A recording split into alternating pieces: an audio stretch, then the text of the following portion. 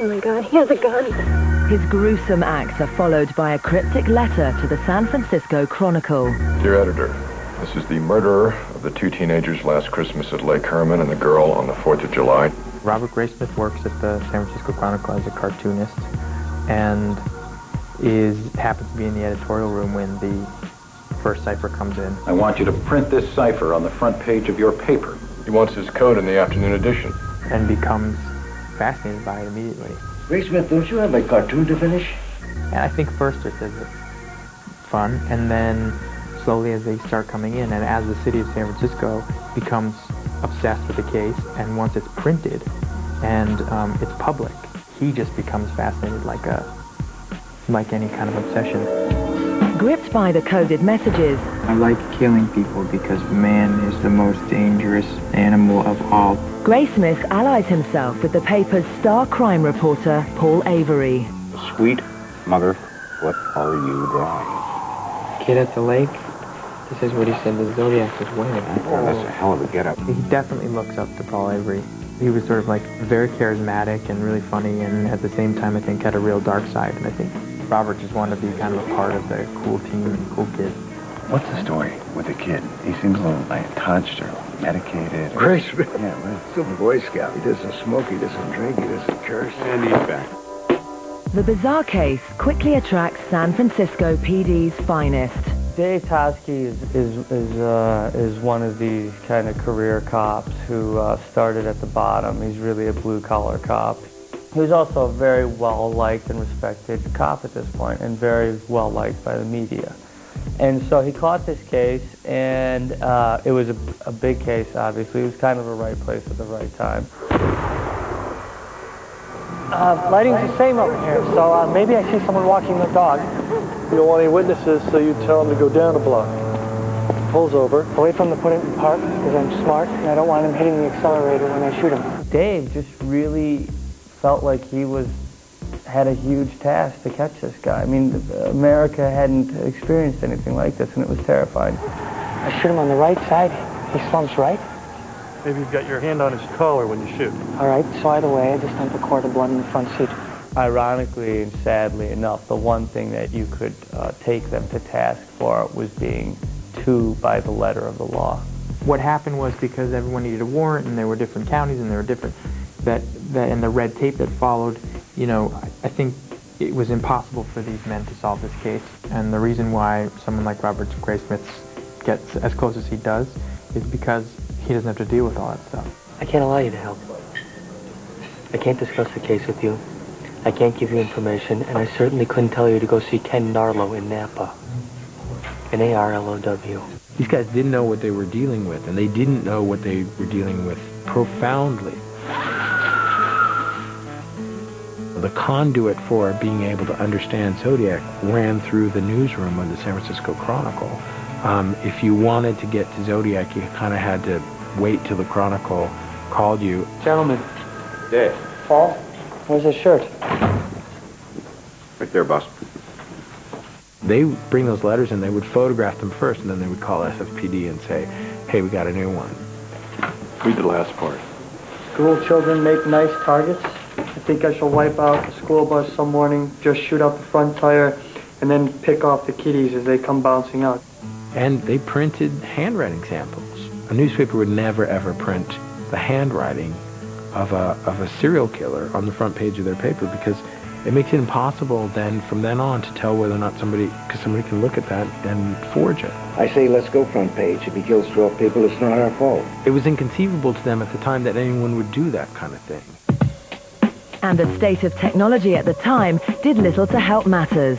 You had, you know, dial phones, and, you know, there are no fax machines, and there's no database for fingerprints. You got 4 crime scenes, not a single usable print. You can't think of this case in normal police terms. I remember talking about him on set, that this movie is about the advent of the cell phone. That was kind of the joke the whole time, because I think if there had been cell phones at that time, this case would have been solved pretty quickly. There's a great moment, and I remember David focusing on it. He waited for Robert to dial on the rotary phone the whole number. It was like, I remember thinking, like, this has got to get cut out of the movie. Like, there's no way. They're going to cut right into this part. Like, right when he finishes, but David keeps it in. He just sits there while he dials the phone, because that's the movie. The search for truth is a thread that runs right through the Zodiac undertaking. Director David Fincher's pursuit of perfection through authenticity and detail exposed his actors to a new school of discipline. Oh, I am never going to make a movie about obsession again, because it's like, I don't even, yeah. Some directors spend their time going like, I'm going to work with my actors beforehand for 6 months, and we're all going to get to know each other so well that when we get on, set, it's going to flow. David works in a different way, where he almost like drills it out of you. Got it. Pick that line up one more time. He's not a dictator that way, I found it to be a totally collaborative sort of experience. This guy's poured his life into it, The actor should know more about a scene almost than a director does, or have some strong feeling about it, some strong idea about it, and all he asks is that they do their best. And if he feels for a second that you're not, he gets very frustrated.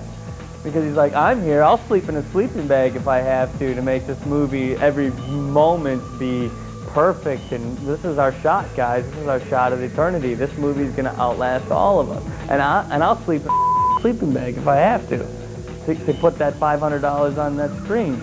So I don't see why you guys aren't doing the same thing, Got it. Very good. It just purely comes from his deep passion and love for what he does, And I get it, man. I totally get it. Let's just do a couple rehearsals just to work out where everything's going to be.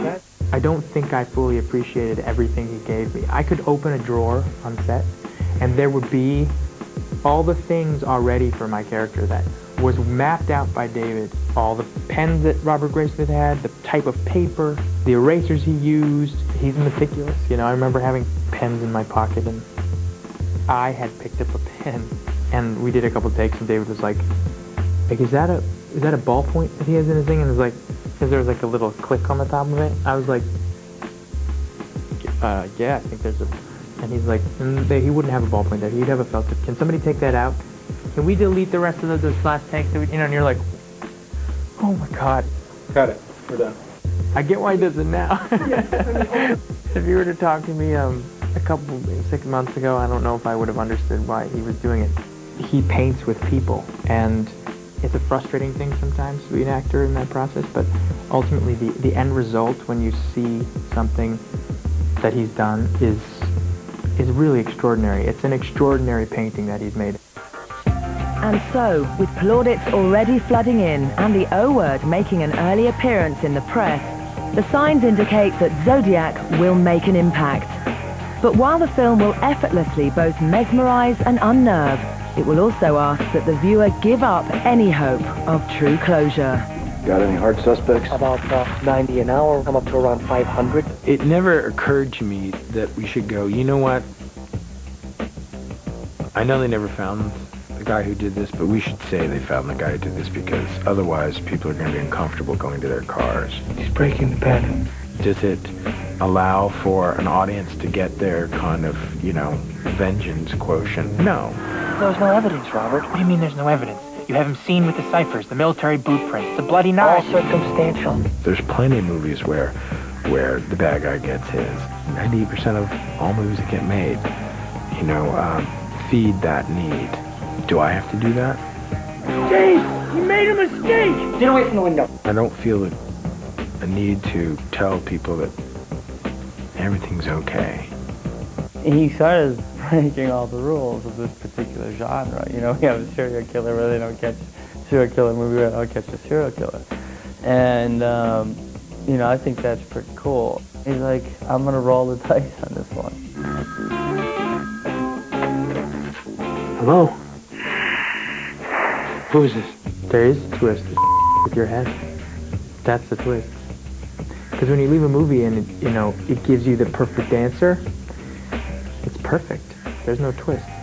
This movie will your mind. And bleep me out, because it's true. Are you sure there's nobody else in the house?